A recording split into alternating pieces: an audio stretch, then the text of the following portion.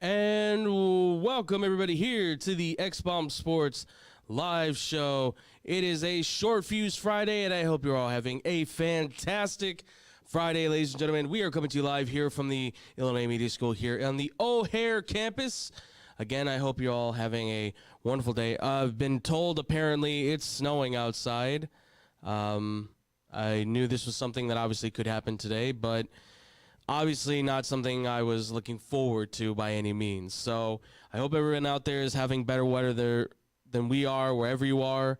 If you're here, I hope you're getting home safe. Ladies and gentlemen, though, we're finally back for some Fridays. This is going to be kind of the new norm. If you guys didn't catch us last Monday, Mondays are going to be kind of obsolete for the time being for the next month, as we have some time restrictions and some issues with scheduling that are going to conflict with some things going on here in class. So we are strictly going to be going on Fridays for maybe long-term Fridays or something like that. Regular episodes on a Friday, unless otherwise we can do so.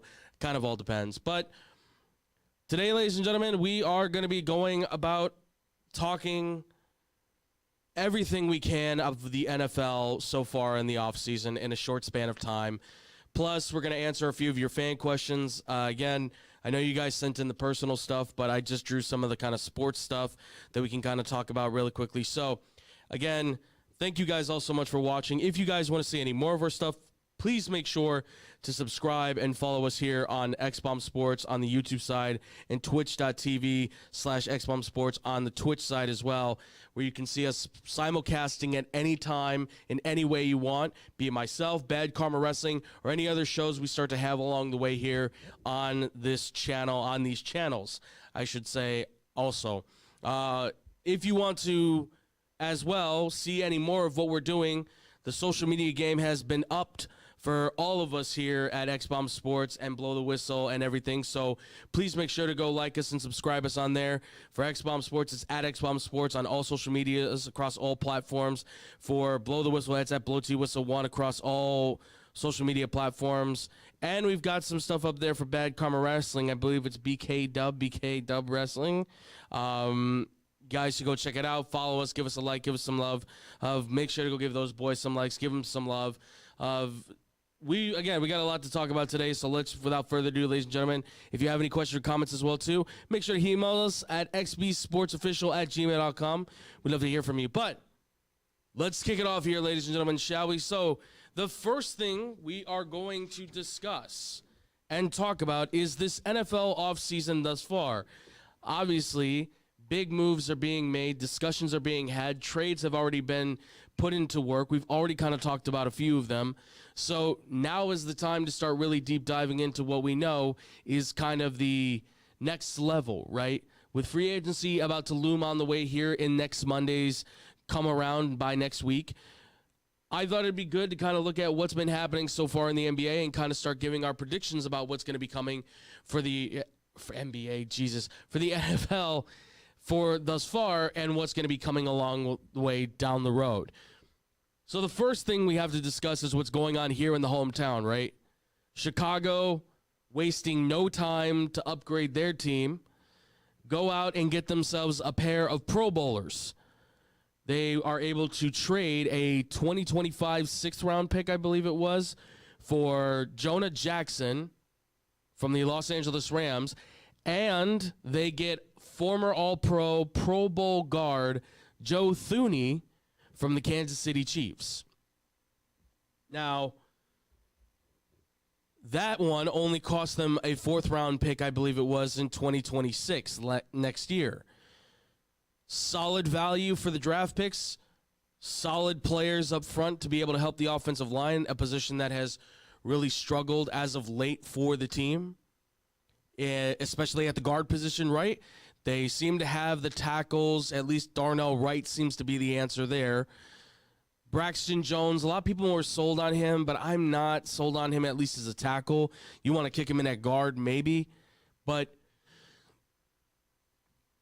picking up Jackson and Thuney, to me, I think are really smart moves to make, right? Because, well, right off the bat, Joe Thuney is a perennial Pro Bowl, all-pro guard who's played offensive tackle with the Patriots, protected Tom Brady, helped them win Super Bowls, kicked in then at guard in Kansas City, has helped Kansas City win Super Bowls, protecting Patrick Mahomes. He's played center for the Patriots. He's played center for the Chiefs. He is a utility offensive lineman that has made good on his career. And boy, is he good, right? This is a 2 or 3 time All-Pro, 2 or 3 time Pro Bowl. He is outstanding. Smart, intelligent, has leadership skills. All the things that the Bears have been looking for that offensive line are kind of fixed into one guy. Pretty impressive. And considering he's 33 and he hasn't shown any signs of wear and tear, I think they said since 2021, he's only missed like 2 games. That's crazy. And meanwhile, you've got Jonah Jackson, who made a Pro Bowl once so far in his career. Last year had a down season, but really has looked better every single year he's been with the Rams, and projected as a tackle, moved to guard, has been a better guard than tackle, and for Chicago, kind of puts them in a position where they can say, look, we don't know if he's the fixed spot at left or right guard, whichever he'll play, but we do feel confident to say now that we have good depth to be able to make a decision on who we want to start at one of these spots, which is kind of what you need now for the offensive line. And for the Bears, this is priority number 1. Get protection for your young stud quarterback. Make him be able to feel comfortable in the pocket so that he can make plays. Because if he can make plays and he feels comfortable, guess what happens, folks? The Bears win more games. It's very plain math and science. It's not hard. It's really easy to read. Now, I get it. Maybe this isn't the moves that you wanted them to make. You wanted Trey Smith. Maybe you're still hoping that Dahlman will be on the table, and he certainly is. Maybe you're hoping they're going to make a move for Myles Garrett still. There's a lot of options that are going to be put on the table for what this team should do. But for what we're seeing right now with just these simple moves, it looks like at least the Bears are moving more into a position where they can say, hey, Chicago's not only just going to be lying down and taking big hits and being the small stepchild that gets beat up, right? We are going to be more aggressive and be able to compete. I like these 2 moves. They're great moves. It's what the Bears really needed to do in order to be able to survive in the NFC North right now and in the NFC in general. It gives them a possibility of what the future could be. It gives them a chance to kind of put their foot more down on the gas to kind of see what they can do with Caleb Williams. There's a lot of opportunity here now for Chicago to start making that quote-unquote push and be able to put themselves, I'm not saying in contention for the division, but perhaps they're at least contending for one of the last 2 playoff spots, if anything else. Good move on the Bears. We'll see how much more they have to do. They've got a lot of cap space still to burn through right now with $54 million. They've got a draft coming up where they have the 10th overall pick. Anything's possible. We're going to get more into that, obviously, as the year continues to move on. But away from the Bears and that whole situation, let's talk about making a deal here, folks. Because my goodness, there's a lot of NFL players right now who are getting an opportunity to get a re-sign or an extension, and they are making some serious cash right now, right? I mean, it's impressive to watch. It's impressive to watch some of these guys who are getting these big mega deals. But outside of that, too, there's also the moves being made to secure the opportunity for these guys to also, as a team, have more cap space, right? One of the obvious and big ones right now so far in the NFL for an extension was Max Crosby for the Raiders. The 27-year-old signed a 3-year, $106.5 million deal, averaging out to $35.5 million across the board, $62 million guaranteed on his extension. And no one's going to argue to say that's not pennies well earned. From the point that he was at in college as a 2-star recruit going to Eastern Michigan, school that still a lot of people don't believe is a real school, believe it or not, right? He came out, he worked his butt off, and now it pays off. Outside of him, you've got guys like Khalil Shakir. You've got Terrell Bernard getting paid by Buffalo. Saquon Barkley gets almost a $41 million extension. There's a lot of guys that are going to be making a little bit extra money now based off of big performances that they've had, or based upon the fact that they have such an aura about themselves that they can't be lost. Right? I mean, Max Crosby's the biggest one. Other guys are getting their contracts as well. They're getting their money. But ultimately, the two that are going to come out of this looking like the big stars are Crosby and Barkley. But the extensions, the deals that these guys are looking for also necessarily do mean that there also could be trades, right?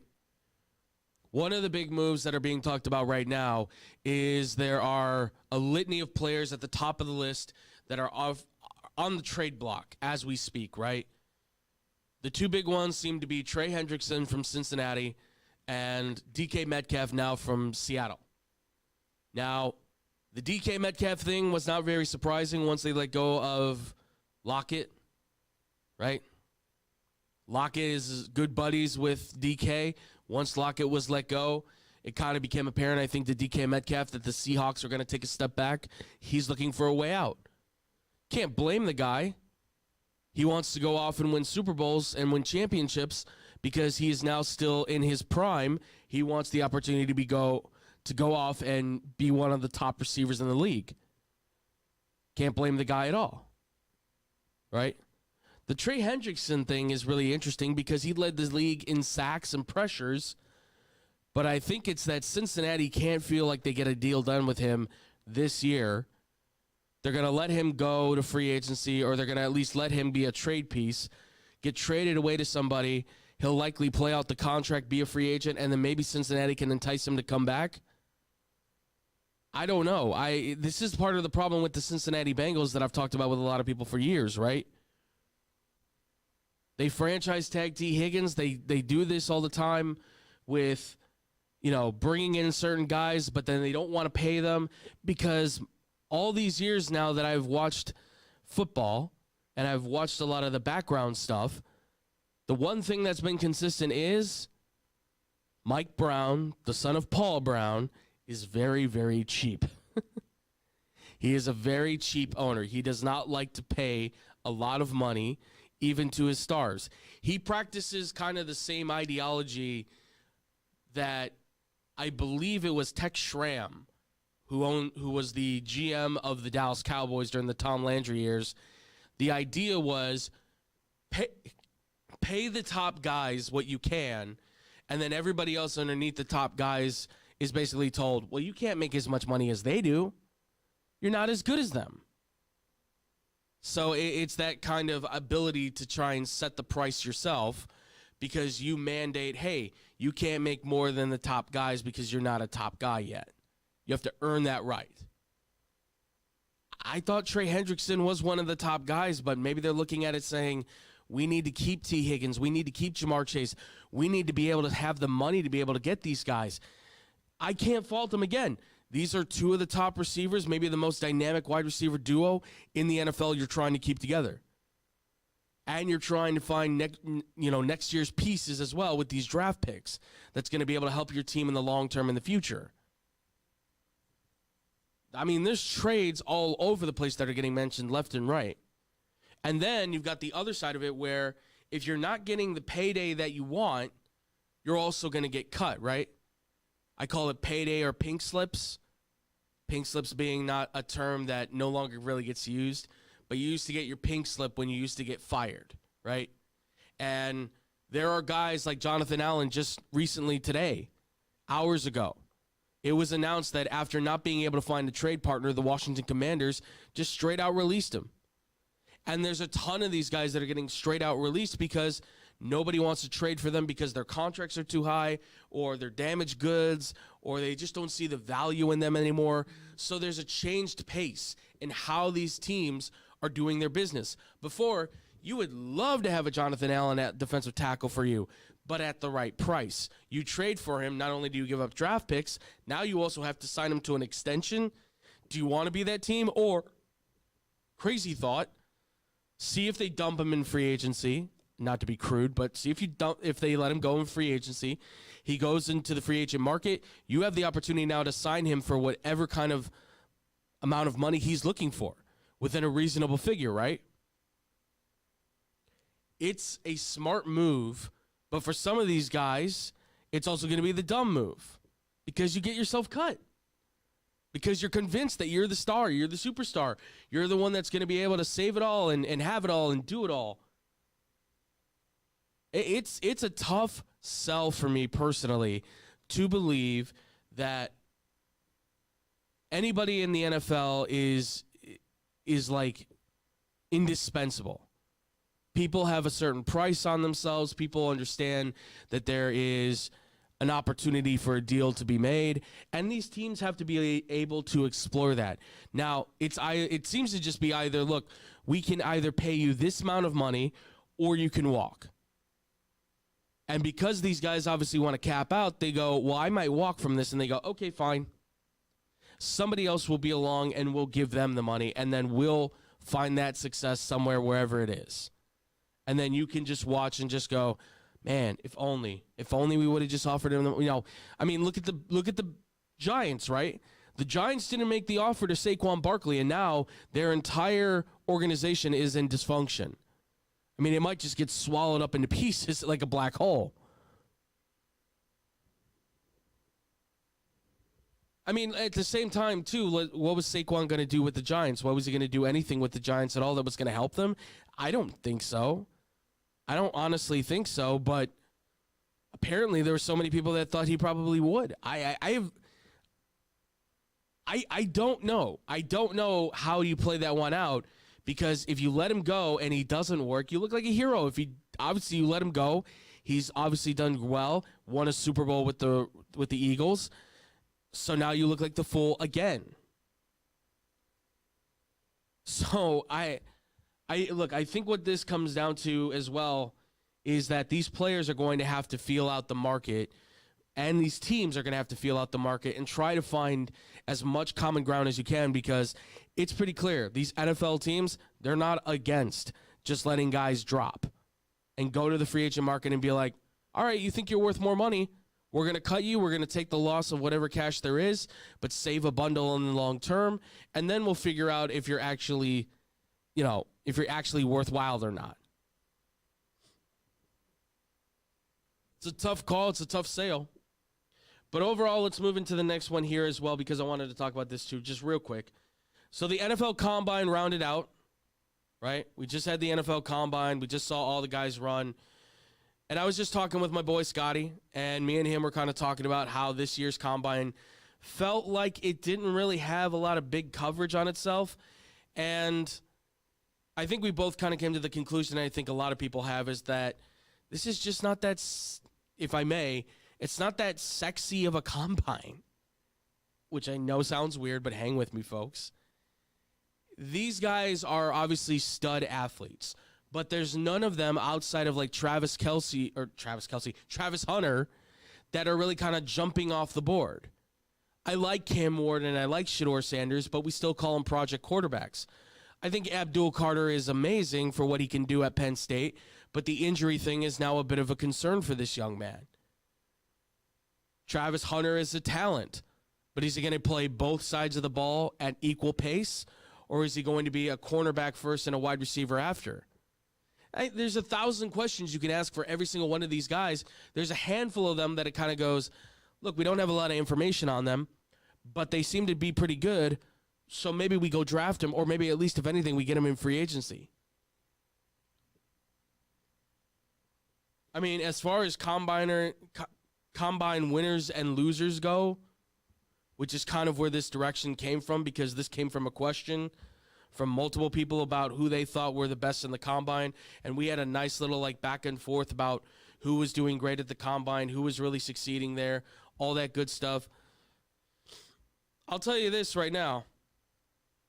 There was a handful of skill players that really kind of walked away from this doing pretty well. Matthew Golden from Texas looked really good. Tutton from Virginia Tech, he played very well too, right? He did pretty well too. You've got Nick Imanawari from South Carolina, the safety, who absolutely at one point we were looking at a really easy, stable pick for a top safety maybe. And could still be, by the way. Could still be. But it is crucial, I think, that people understand that whenever we talk about the combine, I gave a very simple statement, and that was numbers are nice, but the tape talks. NANBTT. Numbers are nice, but the tape talks. And what the tape has told me about some of these guys is that as much as they are quote-unquote workout warriors, we need to see more come out of them right now in order to be better players in general. I like Shamar Stewart from what he did out of high school. He's an incredible player. But you're trying to compare him to Myles Garrett, a former Texas A&M defensive end, Mario Williams, who was a dominant force coming out of college. I don't know if Shamar Stewart's going to be that guy, and if he is, let's be honest. Mario Williams had a very basic career by the end of it. Myles Garrett has played like a Hall of Famer, but he's been on a very bad team. Do you want that? You've got guys like Landon Jackson. Landon Jackson looks like he's going to be a legitimate player. Ty Robinson looks like he's going to be a really solid defensive tackle. There's players across the board here. Jalen Knoll, really solid wide receiver. Jihad Campbell, solid linebacker that looks like he could be prototypical inside-outside, can-do-everything kind of guy. Will Campbell, being projected as a guard over a tackle. Either way, you're getting one of the best offensive linemen in the country, I think. There's just so much that you can really look at with the players in this one and just be like, oh, perfect. Somebody that fits our system, somebody that's perfect for us. It is frighteningly shocking that the combine has these winners, losers kind of moments, and that there are still guys that don't seem to get it. Right? I mean, Wyatt Milliam fell because of his combine performance. Jay Higgins was supposed to be one of the top linebackers all around, but he didn't have, he didn't do as great as he could have. And he's a little smaller. I mean, I'm sure everybody at this point's heard of Tez Johnson, the wide receiver out of Oregon, who's just very basic at his core. There are some guys, and the interesting thing is I looked around, 3 guys I found on one website. This is coming from fieldgoals.com, from the winners and losers of the combine.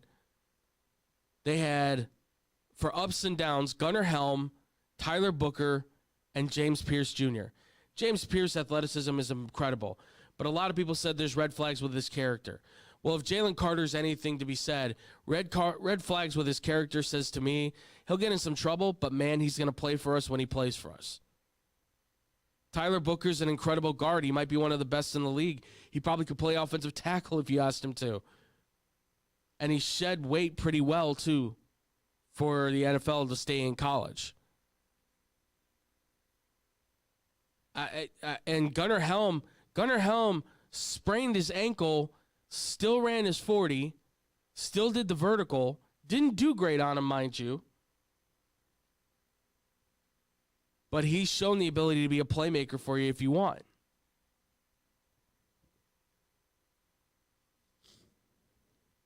I mean, listen, there were a lot of winners and losers at the combine here. I think if you're going to pick a specific group and said who's the winner, running back does feel like that group. However, I'm going to say this one more time for everybody out there. If Ashton Jeanty goes before the 20th overall pick in the draft, there's a problem.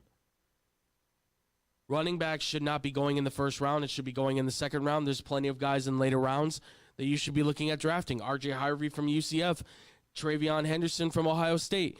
You know there's a ton of guys out there that you can go get, but the focal point's going to be on, but Jeanty.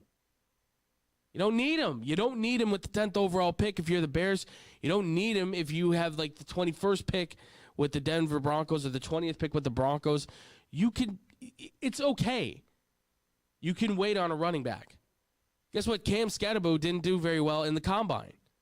Not on his interviews, so guess what's going to happen? He's going to probably fall, which means you can get him for cheaper.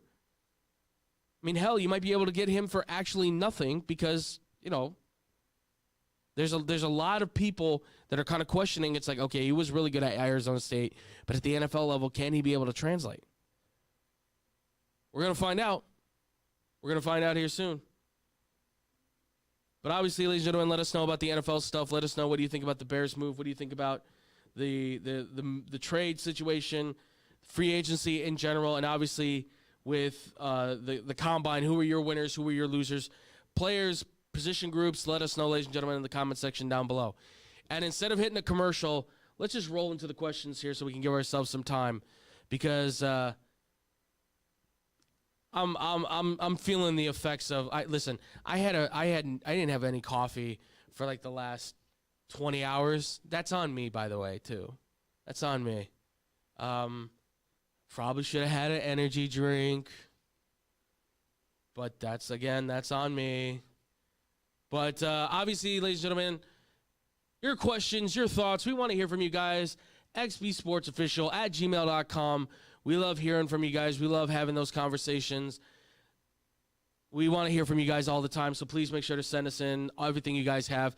And the first thing we're going to talk about, the first thing we're going to discuss is this is a question that came from quite a few people. I'll make it very brief as I can. In fact, this one might go a little longer. And if that's the case, this might just be the final, the one question we do, and we'll save the rest for another Friday, if that be the case. But this came from a number of people. This happens to do with the Justin Tucker situation.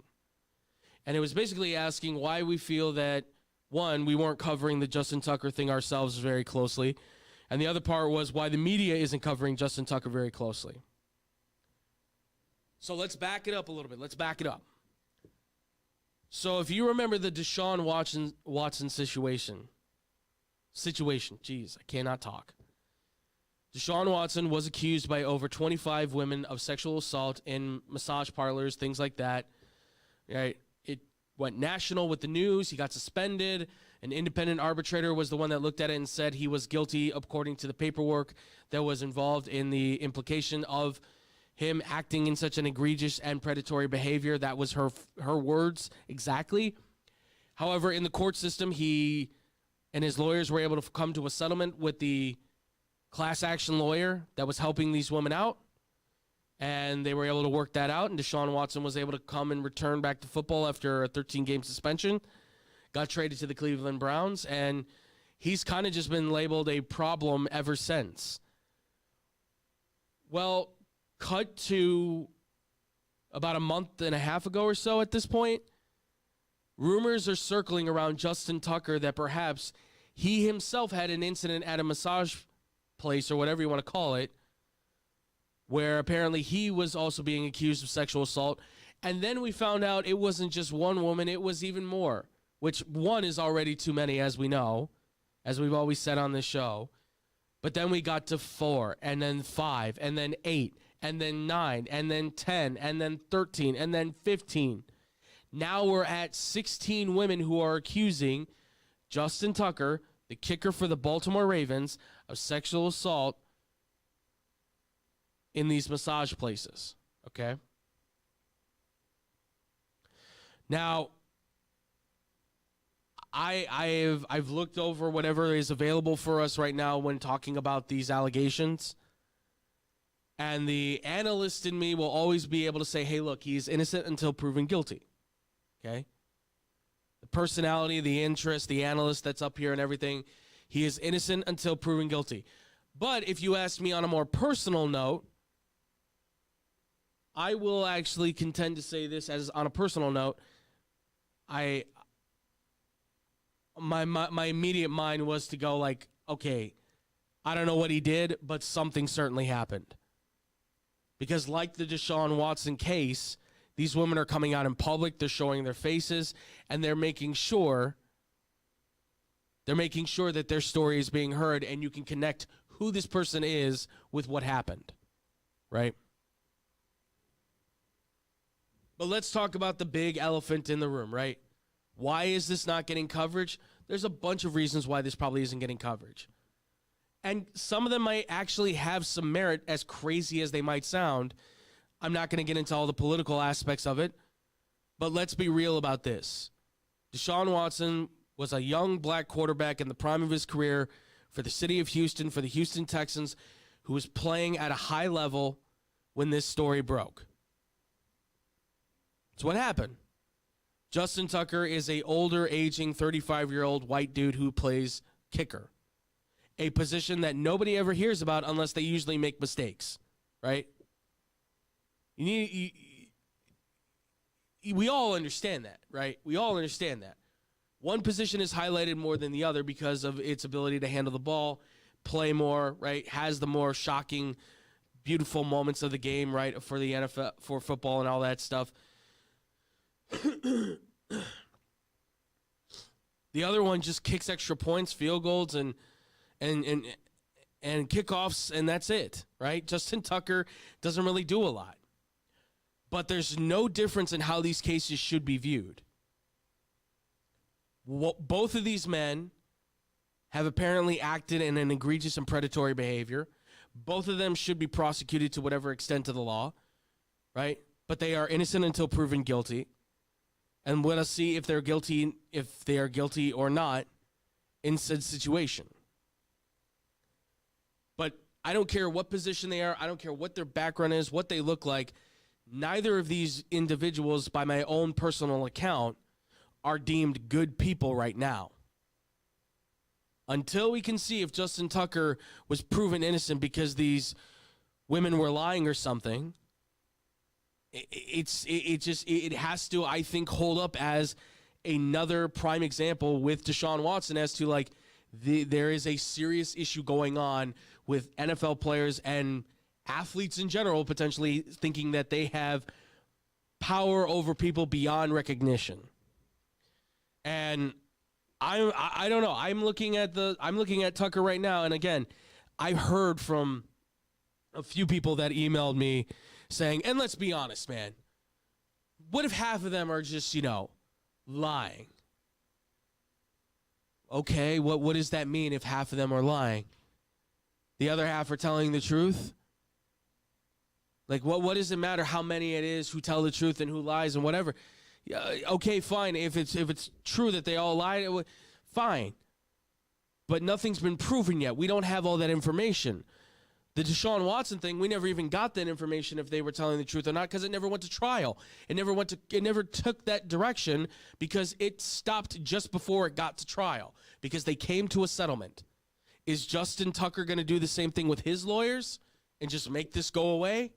Are the Ravens going to release him?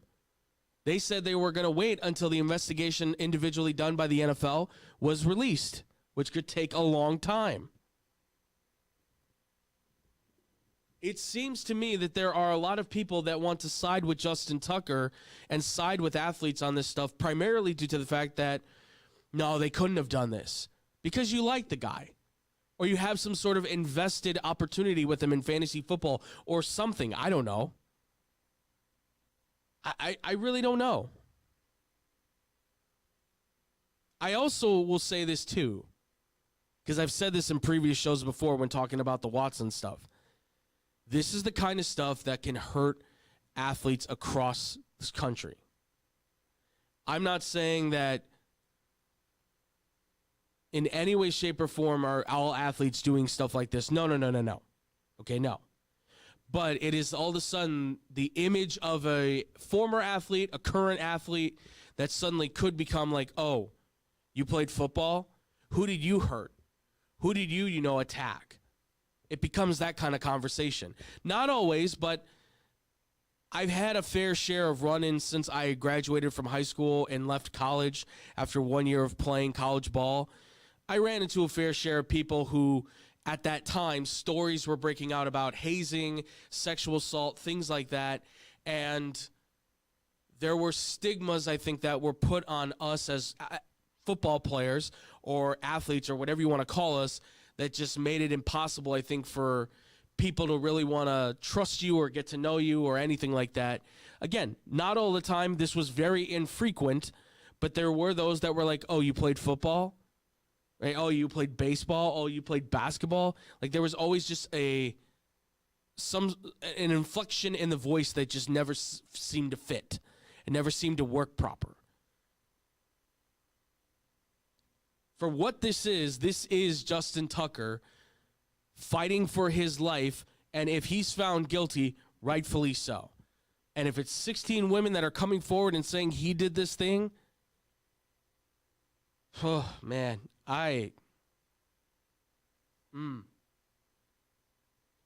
Again, professional me is going to say innocent until proven guilty. But personally, I'm going to look at this and go, yeah, but you know what? That it's just such an astronomically large number. It seems almost too good to be true. And I don't want that to sound wrong. I don't want that to sound bad in any way if that's how that comes off as. All I'm trying to say is that like I said before, one is already too many. It shouldn't be happening. But when you're getting into the double digits of that kind of stuff, that's a problem. That's a lock away the key. Don't let him see the light of day kind of feeling that I would get from him. I don't know what comes next for Justin Tucker really at this point. What happens next for him? Can he survive? Does he have the ability to be able to, come out of this clean and still have an NFL career? I mean, maybe. Maybe that's why he kicked so bad, because he had this on his conscience. I don't know. I really have no idea what could have been the outcome of this.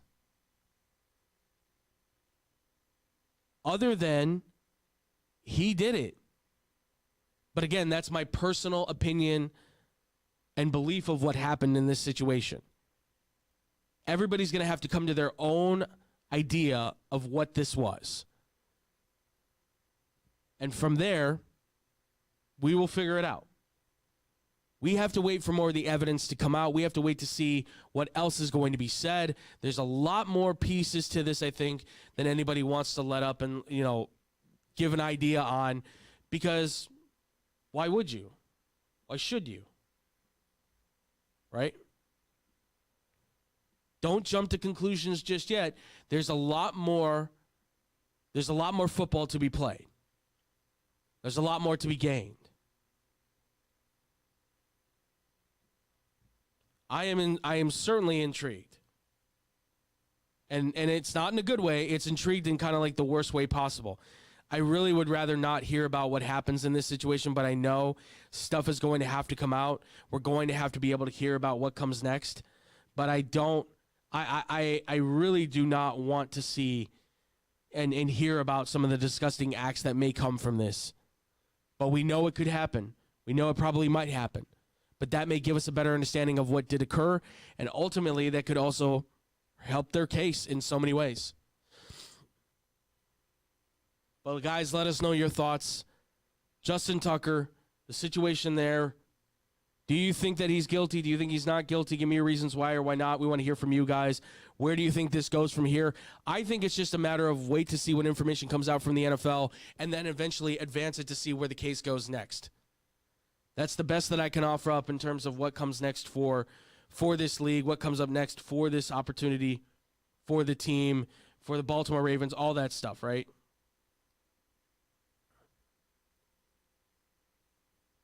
We're going to find out. We're going to find out. And I'm heartbroken that this has happened again. And I'm truly beginning to fear that this might become an epidemic. More than anything. I really do hope I really do hope that athletes can continue to learn and grow from these kind of situations. And you know what? And to answer a question that we kind of last night I was having a nice little quiz time here with kind of a get to know you cards and stuff. I think we were asked what was some stupid thing that somebody did that I learned from. Yeah, here's one of them. Don't be that creepy guy. Right? Don't be that guy. Don't be that athlete. I'll leave it at that. Let us know what do you think is going to happen with Justin Tucker and everything. Again, comment down below. Let us know. Hit us up as well with questions, blowtwhistle1@gmail.com. And you know what, guys, with that, I think we're going to close this one out. We're going to get out of here. These questions we have left, we're going to talk about these at a hopefully next Friday. We'll keep you guys on the reach on that because I have a birthday dinner I have to tend to for mi madre. So we will see what happens. I got to figure out the timing on that. But, yeah, guys, obviously, let us know what you thought about all this stuff. Again, I know this was a short show, but this is Short Fuse Fridays, obviously, for a reason. Let us know about the NFL offseason, what you thought about everything we just talked about in the first part of that, and then what you think about the Justin Tucker thing. What do you think about the situation? I want to know your thoughts. Comment down below. That's youtube.com/xbombsports, twitch.tv/xbombsports, where you can hit us up. You guys can also hit us up as well at xbombsports on all the social media.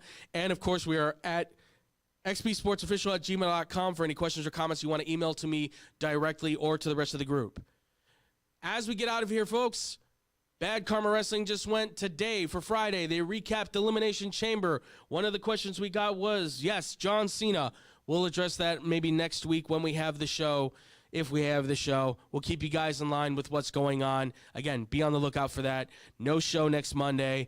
Be on the lookout for next Friday. But Bad Karma Wrestling, every Friday, they're going at 11 usually. Today they went a little bit later, but 11 o'clock a.m. Central Time, they're talking everything wrestling. No gimmicks, Nick Johnson, David Double D Dykstra, WWE, AEW, all things wrestling, all the big news that you can find out there. They are talking about it, again, here on this YouTube channel, on this Twitch channel. Like, subscribe, give it all the fun stuff. Ask questions, ask comments on their shows. You can find them all right here, again, on Fridays. And then, of course, Blow the Whistle. They're not going today, unfortunately.